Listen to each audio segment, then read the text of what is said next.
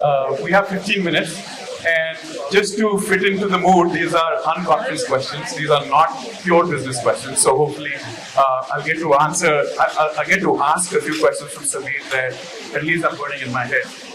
So Sabeer, how did you come up with the name Hotmail? You know, we wrote down a whole bunch of names because what we were doing was actually converting text to HTML. So we wrote down Blaze Mail, Fast Mail, Super Mail, and then another thing was HTML email, but that was too verbose. So the short form of that is Hotmail because it has HTML in it, and that was the genesis of the name Hotmail. Okay, and it generated a lot of unintended consequences, I would say. But let's talk about ShowReel. And I'd love to hear the backstory.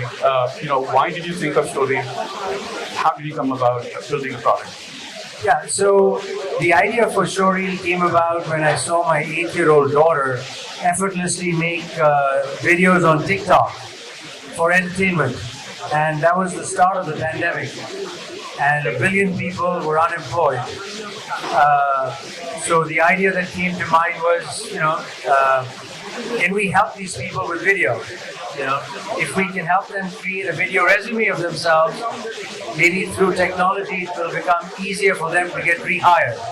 So that was the genesis of the idea, and since then it has morphed into becoming a platform for entrepreneurship. Where we will mentor, fund, recruit entrepreneurs, and help them grow their companies. Good. So if you had to go back in time, and even pre-Hotmail days, what would be one piece of advice that you would give yourself? I think, one piece of advice would be continue to, think of crazy ideas, because crazy ideas actually change the world, in a positive way. But at the same time, I think make sure that, you surround yourself with the right kind of people. I think that's very important too. Over here we are obsessed with, a focus on technology, on becoming successful, but you have to take a step back. If an idea is not working, you have to let go of it as well. Following up on that, I think one question everyone struggles with is how do you find the right co-founder for your business? So how did you find yours, or is there a mantra to that?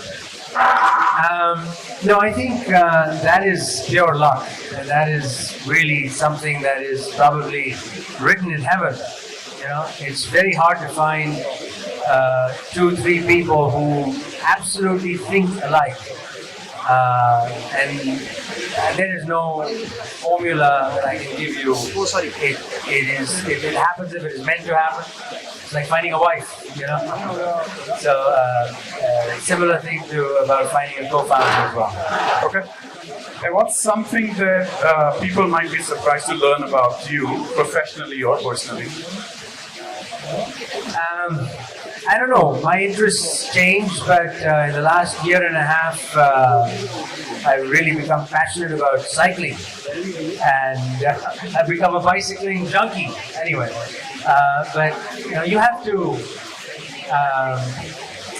find yourself, and as you go on the journey of life throws different curveballs at you. You have to dodge some of them, and hopefully if you can, keep your spirit alive, you'll do fine. And talking of cycling, you did cycle in India also recently, didn't you? What was that experience like? Great. I mean, it was very different from cycling in the US. I had to battle auto rickshaws and motorcycles with horns that sounded like they were big trucks. I almost fell off the bike, but a good experience. It was 80 of us that bicycled in around the Lutyens zone in Delhi. But there is a growing community of bicyclists in India as well. And you've learned cycling, or you probably cycled when you were younger, but was there one thing that you always wanted to do, have never had the opportunity to do? No, I don't think there is any. Someday I would like to skydive. I've never dive. That's on my bucket list. I'll do it someday. And what's something that you're really looking forward to in the coming days or years? It could be personally or professionally. I'm actually really excited about what we're doing at ShowReel. Once again, it's an out-of-box idea. We're making a television show. Not like Shark Tank, but more like a dolphin tank, which will teach people the basics of entrepreneurship, through live, real-world examples. Yeah. And I think the youth of India will learn a lot from watching a show like that. I think so too. I mean, people don't understand that there could be one-person million-dollar businesses, and really what you need to learn is product skills and running a business, maybe sales and marketing, maybe core digital skills or basic digital skills, and that can transform the country. Like I said, I'm with you on that. Looking back on your career, what has been we all know that you sold your business to Microsoft, but would you consider that your biggest achievement? No, I think career-wise, I just love to experiment with new ideas. But I think my biggest achievement in life is having a family, and 3 kids. That is, I think, something that God gives to everyone. How do you think technology has changed in Hotmail? I mean, people are using more and more other tools, not really email, right? So how has technology changed, and what do you think are going to be the new sort of trends? Everybody says that email is dead. Every year the usage of email only grows, and the usage of everything else also grows. But I think the biggest difference has been the ease of setting up a new idea or a new business. During the Hotmail days, we had to buy our own servers, rent space, stick those servers in the racks, and today all of that is so much easier to just put a credit card and get it on Amazon Web Services. Which is amazing. That is, I think, the way technology has been democratized, to the masses, where to try an idea out is so much easier and faster to do. And what do you think contributed to the success of Hotmail? It was a great product, maybe the right time, but do you think there was something else that worked? I've heard about it getting viral. There were some concepts that you tried. It's really the first application in the cloud.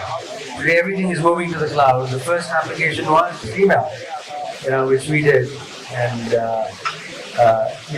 cost of ownership almost zero, infinitely scalable in number of users. So it broke all the traditional business models that were held dear. Free, another great idea, and I think this trend of technology becoming cheaper and more powerful will continue. I think what we need to encourage kids to think about is how to build upon what has already been built, not to try to reinvent the wheel. I mean, I see a lot of things where in India people try to replicate a business model that's been successful because they want to IPO and make money. I think that's the wrong way to think about it. They need to build upon whatever has been built and do something that has never been done before. The chances of them becoming successful are much greater if they do that. And in the earlier session you said it takes 8 to 10 years or 6 to 10 years to build a startup. Do you really believe that any startup wanting to scale will take that much time, and do you think people need to really invest that sort of time and money? It depends on what kind of startup, right? If it's a copycat idea or if it's like just recycling revenue, then you can build it faster. But if you want to generate true value, it'll take 6 to 10 years. They say that AI is the new internet, right? So they said data is the new oil, now attention is the new oil. And when they say, AI is the new internet, it just means that there's so many new opportunities that will come in because of the success of the ChatGPT, for example. So what are your thoughts on that? No, I think AI makes you that much more productive. I started experimenting with the newest form of some AI products, not ChatGPT, but Lumen 5, for example. I was able to make incredibly powerful presentations in like half an hour. Unbelievable, with sound, video, images. I mean, exactly what I would have thought and spent weeks doing, did it in half an hour. So, and I'm not a creative guy, but it shows you that when this is applied across different businesses and industries, then it's a different world we will be living in very quickly. And there's something you said, I think it was on LinkedIn or Twitter, and you didn't get time to mention it during that session. You said you're going to talk about that. I think it's about the creative economy. But there are a lot of SME companies here, right? And I think you said that, well, I'll let you say it, but do you think AI will kill the services industry? No, I don't think it will kill it, but it's definitely the generic coding businesses will struggle. Web mobile app development, those kinds. And they have to, reimagine themselves by infusing more creativity into their products, not just doing things for others. Try to use their own resources to solve local problems. Yeah, I think people will struggle with that because most IT services companies tend to work for offshore clients where they don't really know the local context as well as the Indian context. All right. How did your experience with Hotmail shape your subsequent entrepreneurial efforts like Arzu and Subsay and now ShowReel? There were different ideas in different areas, but I think what it taught me is I should stick to my area of expertise, which is consumer internet. I think I understand the consumer, and I can solve problems for consumers.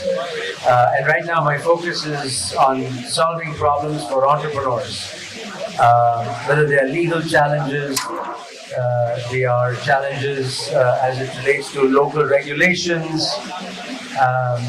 And when I look at some of the successful companies like Uber and Airbnb, they all broke local regulation. Or Skype, for that matter, way back when, telecom stuff. I mean, I think we are over-regulated in India. And if we will be served well to get rid of this overly zealous regulatory,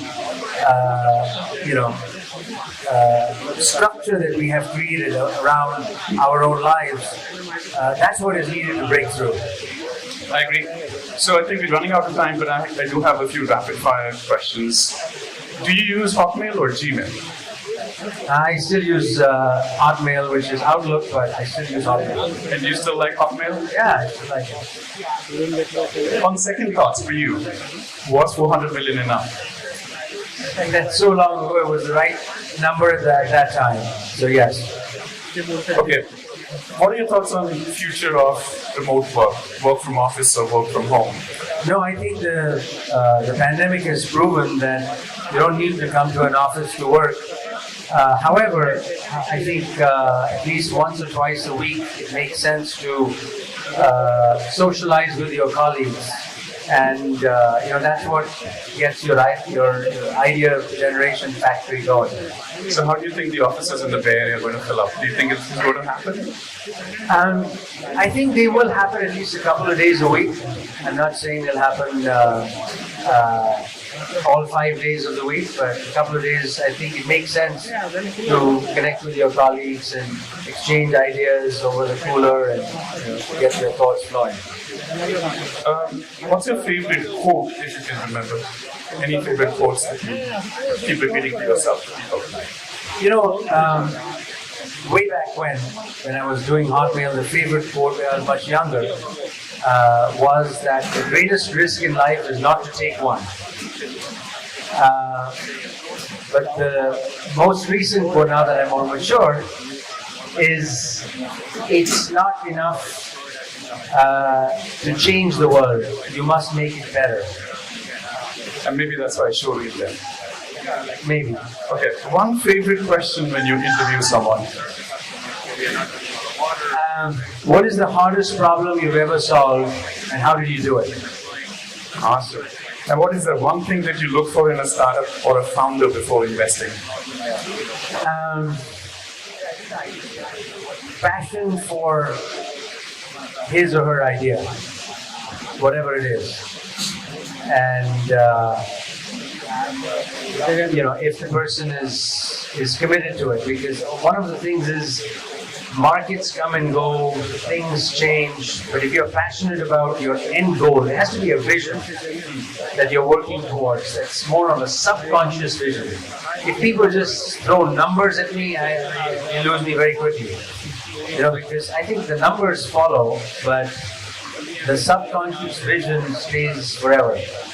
And would that still be consumer, or would you also invest in enterprise? So anything, but it's there has to be a bigger picture, bigger reason for waking up every day and thinking about a problem all the time. Okay, two final questions. What's your favorite holiday destination? Maui, probably. And finally, what is success for you? How many lives I have changed. What was success for you 20 years ago or 30 years ago? Hitting it big, which I already did, but that's irrelevant to me now. Which people say money is not enough. No, money is enough for me. I don't need any more. Okay. All right. Thanks so much. I hope you enjoyed that conversation. For more interesting content, like, comment and subscribe to our NASSCOM YouTube channel.